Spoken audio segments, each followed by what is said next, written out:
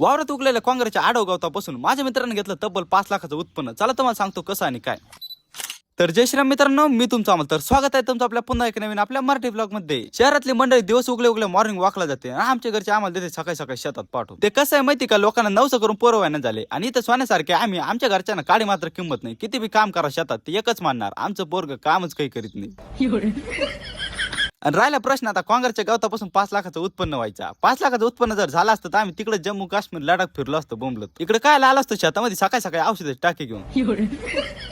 एक वेळा शहरातलं पोरग शेतात कामाला आलं तर आपण समजू शकतो बा त्याला काम येत नाही. आज तब्बल 7-8 महिन्यानंतर आजोबा आमच्या शेतात आला आणि त्यातल्या त्यात दैन बी अशी चालली का लंडनहून डायरेक्ट शेतात आलेल्या पोरासारखी. कधी टाकीचं झाकण पडतं, कधी टाकीचा फवारा पडतो. याच्या घरचे म्हणत असं भारत स्वतंत्र व्हायच्या पहिले जर इंग्रज होते ना, ते इंग्रज जर याला घेऊन गेले असते तर पुरलं असतं. कारण की असे नमुने जर शेतात कामाला पाठवलं तर उत्पन्न तर लांबच राहिलं. ते औषधाची टाकी वापस येते की नाही काय माहिती.